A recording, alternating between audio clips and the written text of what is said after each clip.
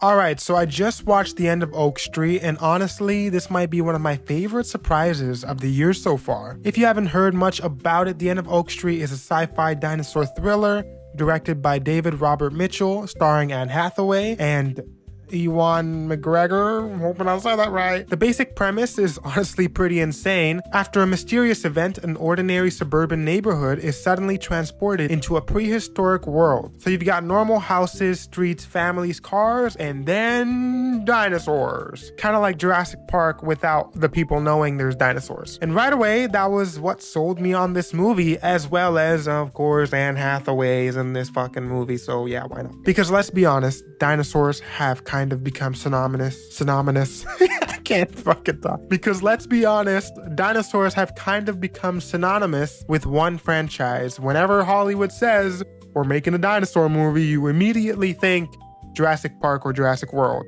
And I love Jurassic Park.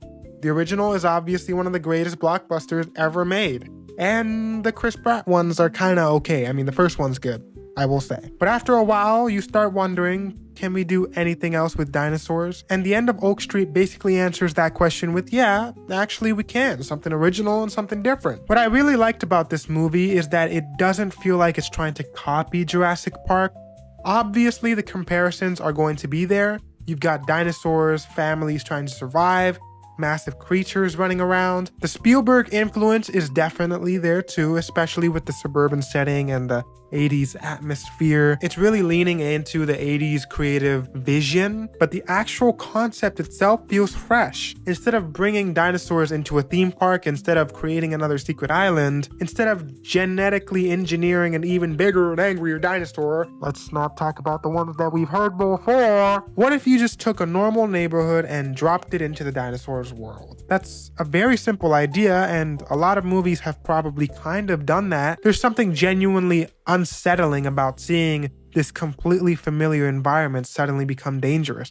A suburban street is supposed to feel safe. You know where everything is. There's houses, backyards, garages, neighbors. That's where I think this movie really works. It takes something familiar and makes it terrifying, and honestly, I think that's why the dinosaur scenes hit differently here. The dinosaurs actually feel like dinosaurs and animals that roam around the streets. One thing I really appreciate was that these dinosaurs don't just feel like giant action figures that have been thrown into scenes so that the movie can have another explosion. They feel dangerous, they feel unpredictable. There's weird dinosaurs. There's one that literally is like a snake dinosaur looking thing. I don't know if it's an actual dinosaur, but it looks weird and cool. It's crazy because you're in the world. You're literally infused in it. It's a slow burn movie.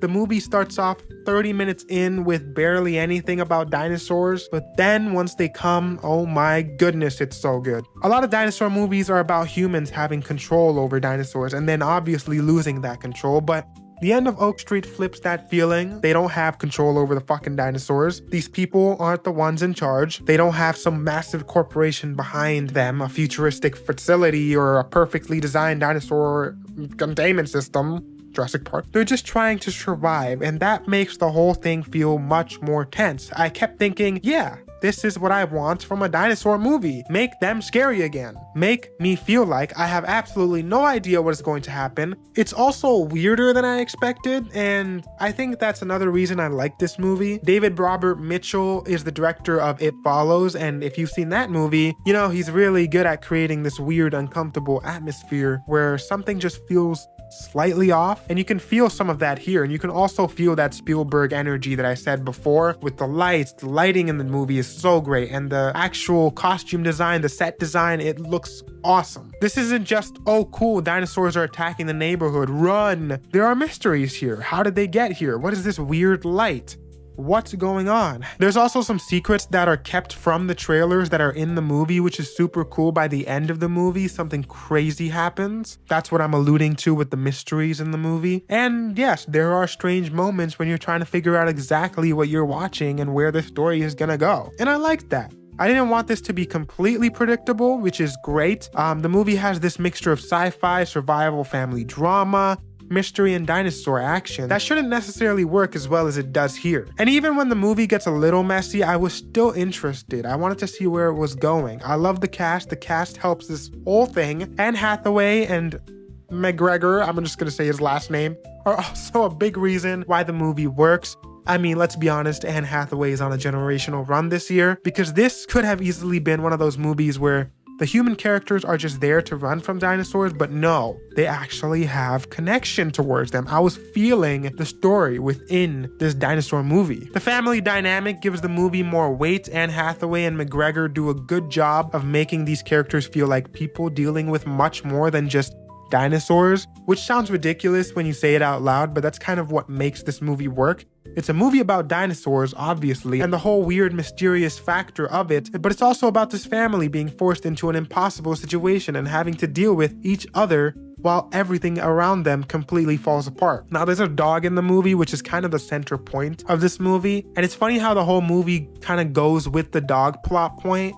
And the kids in the movie are kind of main characters in that plot point. So when you watch the movie, it feels like the dog is kind of like the kind of central point of the movie. They're trying to, I don't want to go too into it, but they're trying to look for their dog and yeah, whatever. What are other people saying about this movie? Apparently, I'm not the only one who feels this way. Early reviews have been pretty positive, with critics particularly praising the movie for taking a fresh approach to dinosaur storytelling. And yes, that is true. One of the biggest things that keep coming up is that people are just happy to see a major dinosaur movie that isn't just trying to be another Jurassic sequel. And honestly, thank God. Even people discussing the movie online seems to agree that while it isn't perfect, it's a genuinely creative and entertaining take on dinosaurs. There are moments where I was like, some things aren't just adding up.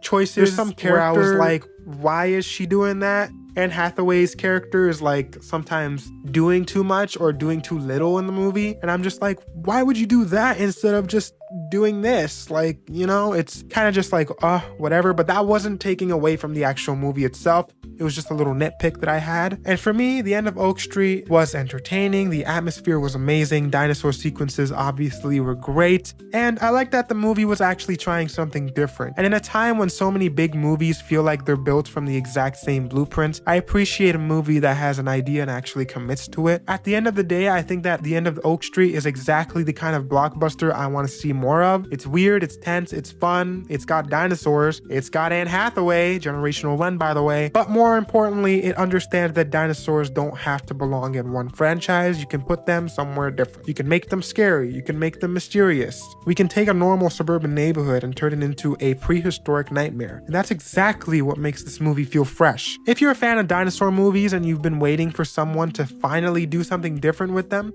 I think this movie, The End of Oak Street, is definitely worth checking out. Even if you're not a fan, Anne Hathaway puts on an amazing performance, and all cast members in here put on a great performance just for a great time for the movie. It's a great popcorn flick, and it's a great movie to watch in theaters. It felt like a reminder that there's still plenty you can do with dinosaurs, and there's still plenty of unique ideas that you can do in this market. So I'd give The End of Oak Street a good solid 8.5 out of 10. What did you think? Did you like the movie? If you haven't watched it yet, go watch it. Do you think it's a fresh take on dinosaurs, or do you think that the Jurassic franchise just still does it better at the end of the day? Let me know in the comments. And if you've enjoyed this review, make sure to like, subscribe, and I'll see you in the next video. Anne Hathaway is on a generational run.